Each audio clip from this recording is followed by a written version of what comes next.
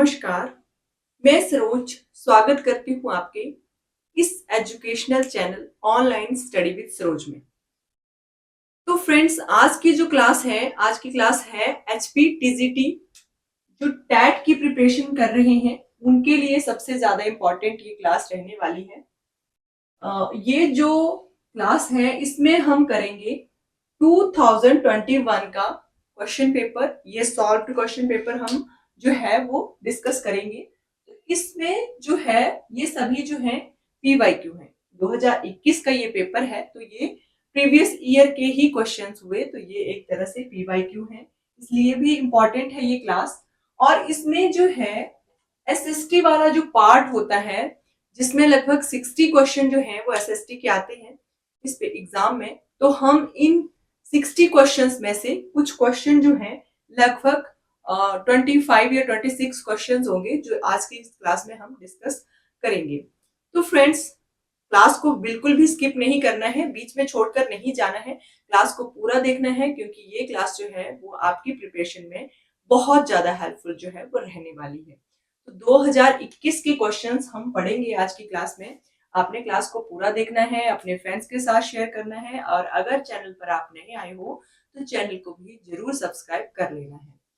तो शुरू करते हैं हम आज की ये क्लास। आज की क्लास में हम एसएसटी वाले पार्ट को डिस्कस कर रहे हैं।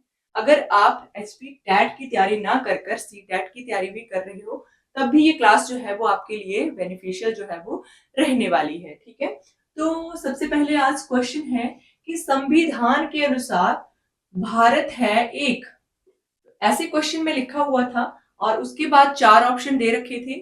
तो भारत है एक, तो भारत क्या है? संविधान के अनुसार भारत है एक राज्यों का संघ। ठीक है, भारत को राज्यों का संघ भी कहा जाता है संविधान के अनुसार। ठीक है, तो ये बिल्कुल करेक्ट आंसर जो है वो रहेगा।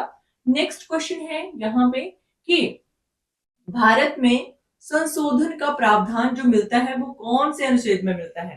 क्वेश्चन बिल्कुल ऐसे ही लिखा हुआ था कि भारत में संशोधन का प्रावधान जो है वो मिलता है। तो कहाँ पे मिलता है, कौन से अनुच्छेद में हम जो है वो संशोधन का जो हमें प्रावधान है वो मिलता है? तो कौन सा अनुच्छेद है? ये अनुच्छेद है 368। ठीक है, यानी कि 368 अनुच्छेद जो है, आर्टिकल जो है, ये संशोधन में हेल्प करता है। ठीक है, संशोधन का प्रावधान जो है 368 जो है अनुच्छेद उसमें मिलता है। ठीक है, आगे नेक्स्ट क्वेश्चन है वेदों की ओर लौटो। वेदों की ओर लौटो का जो नारा है वो किसने दिया था? तो वेदों की ओर लौटने का जो नारा दिया था वो किसने दिया था? स्वामी दयानंद सरस्वती जी ने। तो स्वामी दयानंद सरस्वती का नाम सुनकर एक क्वेश्चन और आपके माइंड में आना चाहिए। वो क्या क्वेश्चन होगा? आर्य समाज की स्थापना। ठीक है, तो ये क्वेश्चन आपने याद, आप एक तरह से आंसर से ही नेक्स्ट क्वेश्चन जो है वो बना के याद कर सकते हो। ठीक है, तो दयानंद सरस्वती जो थे इनके द्वारा वेदों की ओर लौटने का जो नारा है वो दिया गया था। नेक्स्ट क्वेश्चन आता है आपका जीपीडी। जीपीडी में पी का जो अर्थ है वो क्या होता है? तो वैसे तो आपको जीपीडी की फुल फॉर्म पता होनी चाहिए, लेकिन इसमें क्वेश्चन में पूछा गया था कि पी का जो अर्थ है वो क्या होता है? तो पी का अर्थ होता है प्रोडक्ट। ठीक है, तो जीपीडी की फुल फॉर्म होगी ग्रॉस डेमोस्टिक प्रोडक्ट। ठीक है, तो ग्रॉस डेमोस्टिक प्रोडक्ट जो है वो जीपीडी की फुल फॉर्म होगी। ठीक है, तो ये आपने याद रखनी है। इस बार पी पूछा गया था, नेक्स्ट में आपसे जी भी पूछा जा सकता है या डी भी पूछा जा सकता है, तो आपको इसकी फुल फॉर्म जो है वो पता होनी चाहिए। ग्रॉस डेमोस्टिक प्रोडक्ट जो है इसकी फुल फॉर्म होती है सकल घरेलू उत्पाद, इसको हम हिंदी में कहते हैं। ठीक है, जीपीडी को हम हिंदी में कहते हैं सकल घरेलू उत्पाद, यानी कि ग्रॉस डेमोस्टिक एंड प्रोडक्ट। ठीक है, नेक्स्ट आता है आपका ब्लैक पैगोडा स्थित है। अब सीधा ही क्वेश्चन पूछा गया है ब्लैक पैगोडा स्थित है, तो सबसे पहले तो ये है कोणार्क में। ठीक है, कहाँ पे है? कोणार्क में ये स्थित है। लेकिन आपको ये भी पता होना चाहिए, नेक्स्ट अगर यहाँ पे ब्लैक पैगोडा पूछा गया है तो नेक्स्ट जो पेपर हो सकता है उसमें ब्लैक पैगोडा से रिलेटेड कोई और फैक्ट भी पूछा जा सकता है। तो आपने याद रखना है ये ब्लैक पैगोडा को हमें पता तो चल गया कि कहाँ पर है, कोणार्क में है, लेकिन हमें ये भी पता होना चाहिए कि ये ब्लैक पैगोडा जो है ये क्या है। ब्लैक पैगोडा जो है एक ओडिशा में स्थित एक सूर्य का मंदिर है। किसका मंदिर है? सूर्य का मंदिर है, जो कि ग्रेनाइट का बने होने के कारण इसको हम ब्लैक पैगोडा कहते हैं। ठीक है, बिल्कुल ग्रेनाइट, काले ग्रेनाइट की वजह से ही इसको जो है वो हम ब्लैक पैगोडा का नाम जो है वो देते हैं। तो आपने याद रखना है, ये उड़ीसा राज्य में है और ये है उड़ीसा राज्य के कोणार्क में ये सूर्य मंदिर है। और ये जो काला एक ग्रेनाइट होता है उससे बना है, इसलिए इसको ब्लैक पैगोडा जो है वो कहा जाता है। नेक्स्ट क्वेश्चन आता है हमारा कि भगवान बुद्ध जो थे उनकी मृत्यु हुई थी, तो कहां पर हुई थी, ये क्वेश्चन आपसे पूछा गया है। तो भगवान बुद्ध की आपने जो मृत्यु है वो याद रखनी है, कुशीनगर में हुई थी। ठीक है, तो जन्म कहां पे हुआ था भगवान बुद्ध का, ये आप मेरे को कमेंट करके बताओगे। ठीक है, मैं आपके कमेंट का वेट करूंगी और आपके कमेंट का आंसर भी करूंगी कि आपने सही आंसर दिया है या नहीं। तो कुशीनगर में इनकी जो मृत्यु है वो हुई थी। आगे आता है झीलों का शहर। भारत में झीलों का शहर कौन से शहर को कहा जाता है? तो झीलों का शहर कहा जाता है भारत में उदयपुर। किसको कहा जाता है? उदयपुर को आपने याद रखना है। उसी तरह से जितने भी जो नेम है शहरों के दिए गए हैं, जैसे पिंक सिटी है, ब्लू सिटी है, ये सभी आपने भी ये सब भी आपने पढ़ के जाने हैं। ठीक है, क्योंकि पूछे जा सकते हैं एग्जाम में। तो झीलों का शहर याद रखना है, उदयपुर को कहा जाता है। नेक्स्ट क्वेश्चन हमारा आता है यहाँ पे कि तारीखे हिंद, ये जो तारीखे हिंद पुस्तक है इसके लेखक कौन है? तो तारीखे हिंद जो है इस पुस्तक के लेखक हैं अल्बेरूनी। कौन है? अल्बेरूनी। अल्बेरूनी के द्वारा तारीखे हिंद जो है वो लिखी गई है। उसी तरह से बाबरनामा जो है वो बाबर की आत्मकथा है, बाबर ने स्वयं लिखी है। उसी तरह से जो हुमायूं नामा है वो हुमायूं की सौतेली बहन जो थी गुलबदन बेगम, उसके द्वारा जो थी वो लिखी गई थी। ठीक है, ये 2-3 बुक्स के नाम मैंने आपको बता दिए हैं, आपने सभी के नाम जो है वो याद रखने हैं और राइटर के नेम भी आपने याद रखने हैं। नेक्स्ट क्वेश्चन आता है कि भारत में जो स्वर्ण सिक्के जारी किए थे वो कौन सा पहला शासक था जिसने स्वर्ण सिक्के जो थे वो जारी किए थे? तो इसका आंसर होगा इंडो ग्रीक। ठीक है, तो इंडो ग्रीक जो शासक थे उनके द्वारा ही भारत में सबसे पहले स्वर्ण सिक्के जो थे वो जारी किए गए थे। वैसे तो यहाँ पे कुषाण का नाम भी आता है, लेकिन उसके पहले इंडो ग्रीक का नाम जो है वो आता है। नेक्स्ट क्वेश्चन हमारा यहाँ पे बनता है कि विश्व का सबसे बड़ा शीत मरुस्थल कौन सा है? तो सबसे बड़ा शीत मरुस्थल जो है विश्व का पूछा गया है, तो ये है अंटार्कटिक। अंटार्कटिका जो है ये विश्व का सबसे बड़ा शीत मरुस्थल है, ये आपने याद रखना है। ठीक है, तो क्या है ये शीत मरुस्थल है अंटार्कटिका। ठीक है, नेक्स्ट क्वेश्चन हम पढ़ लेते हैं। नेक्स्ट क्वेश्चन है कि उस प्रथम व्यक्ति का नाम बताइए जिसने दूरबीन का उपयोग करके सर्वप्रथम आकाशीय पिंडों का अध्ययन किया था। ठीक है, तो ऐसे कौन से पहले व्यक्ति थे जिन्होंने आकाशीय पिंडों का अध्ययन करने के लिए दूरबीन का आविष्कार जो था वो किया था सबसे पहले? तो वो कौन थे? वो थे गैलीलियो। अब इस क्वेश्चन को आपसे घुमा फिरा के भी पूछा जा सकता है या सीधे स्पष्ट रूप में भी आपसे पूछा जा सकता है। क्वेश्चन इस प्रकार से बनाया जा सकता है कि जो गैलीलियो थे वो कौन थे? तो आपने आंसर करना है दूरबीन के आविष्कारकर्ता। या क्वेश्चन आपसे इस प्रकार भी पूछा जा सकता है कि दूरबीन का आविष्कार जो था वो किसने किया था? तो गैलीलियो आपने याद रखना है। क्वेश्चन को किसी भी फॉर्म में घुमा फिरा के एग्जामिनर जो है वो पूछ सकते हैं। ठीक है, तो आपने हर तरह के क्वेश्चन को के लिए प्रिपेयर रहना है। नेक्स्ट क्वेश्चन यहाँ पे मिलता है पृथ्वीराज रासो किसकी कृति है? पृथ्वीराज रासो के बारे में तो आपने याद ही कर लेना है। पृथ्वीराज रासो जो है वो चंद्रवरदेई की रचना है। ठीक है, किसकी रचना है? एक कविता फॉर्म में ये रचना कृति है इनकी, चंद्रवरदेई की एक कविता के फॉर्म में है। तो ये जो है पृथ्वीराज रासो ये है चंद्रवरदेई की रचना, ये आपने याद रखना है। आगे आता है सूरदास ने, बात कर रहे हैं हिंदी साहित्य जगत की, कि सूरदास ने किस भाषा में कृष्ण की जो प्रशंसा है वो अपनी कविताओं में लिखी है।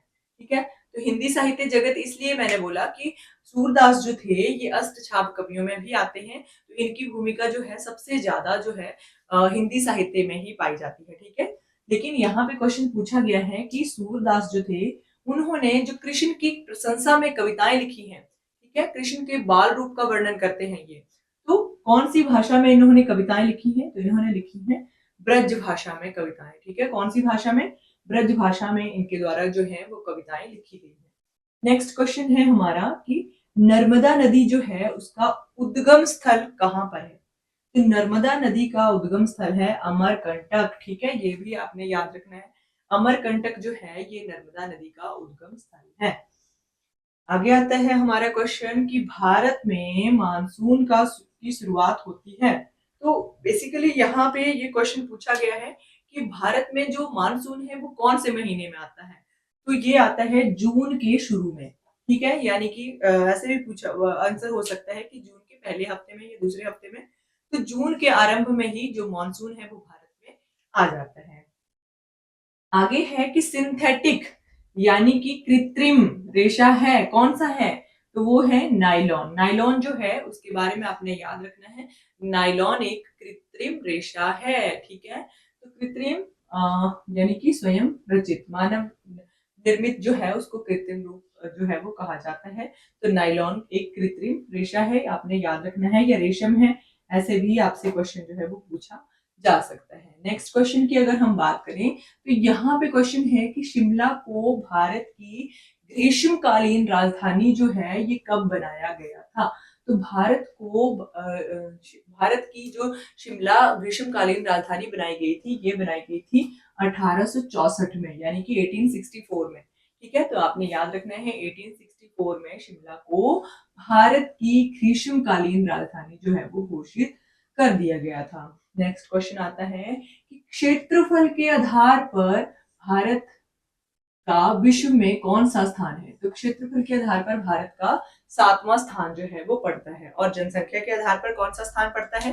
तो पहले तो भारत जो है वो दूसरे नंबर पर था, लेकिन अब जो है वो भारत पहले नंबर पर आ चुका है। यानी कि पहले चीन हुआ करता था, अब भारत ही पहले नंबर पर आ चुका है। ठीक है, जनसंख्या की दृष्टि से भी जो भारत है वो पहले नंबर पर आ चुका है। और यहाँ पे क्षेत्रफल की दृष्टि से पूछा गया हुआ है, तो क्षेत्रफल की दृष्टि से भारत जो है वो 7वें नंबर पर आता है पूरे विश्व में। ठीक है, अगर फ्रेंड्स आपको क्लास अच्छी लगती है तो प्लीज क्लास को लाइक करना बिल्कुल ना भूलें और अपने फ्रेंड्स के साथ भी क्लास को शेयर जरूर करें। नेक्स्ट आता है क्वेश्चन कि कौन सा राजा बीणा बजाता था?